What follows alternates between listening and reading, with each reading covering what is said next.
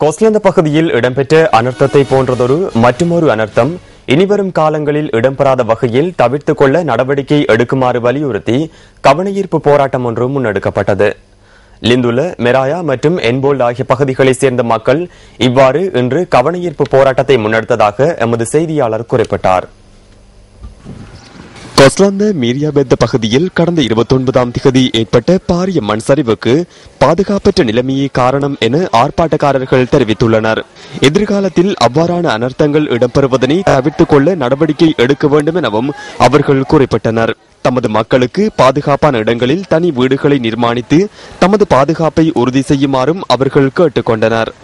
இந்த மிரியாபெத்தை மக்களுக்கு நடந்த அனர்த்தம் எங்களுக்கும் நடந்துருமோ என்ற ஒரு பயத்திலே நாங்கள் இங்கே வாழ்ந்து கொண்டிருக்கின்றோம். அரசாங்கம் போன வரவு செலவு திட்டத்திலும் எங்களுக்கு 50,000 வீடுகள் ஒதுக்கியிருந்தார்கள். அதுவும் இன்னும் நடைமுறைக்கு வரவில்லை. எங்கள் மக்களை பாதுகாக்க எங்கள் அரசியல் தலைமைகள் கட்சி பேதங்களை மறந்து எங்களுக்கு நல்லதை செய்ய முன்வர வேண்டும். வங்கிகள் எல்லாம் சரிஞ்சு வந்துகின்றது. எங்கள் பிள்ளைகளை நாங்கள் எங்கள் பிள்ளைகளை விட்டுட்டு போயிடுவோமா, பிள்ளைகள் எங்களை விட்டுட்டு போயிருமான்னு எங்கள் ரொம்ப கவலையில தான் நாங்கள் இருக்கின்றோம். டிவியில பார்த்தோம், அவ்வளவு மண் சரிவுல அவ்வளவு குழந்தைகள் அழிஞ்சு போயிடுச்சு. என்னால தாங்க முடியல. என்ன பேசுவோம், என்ன கதை போனே தெரியல. தாய் ஒரு பிள்ளைகளை பேசல. எனக்கு அவ்வளவு வேதனையா இருக்கு.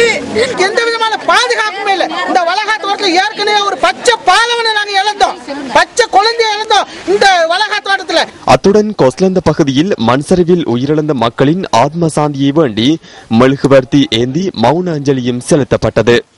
லிந்துலை, வட்டகொட, தலவாக்கலை, டயகம, அக்கரப்பத்தனை மற்றும் ஹோல்புரூக் ஆகிய பகுதிகளைச் சேர்ந்த மக்கள் இன்றைய அமைதி பேரணியில் பங்கேற்றிருந்ததாக எமது செய்தியாளர் குறிப்பிட்டார்.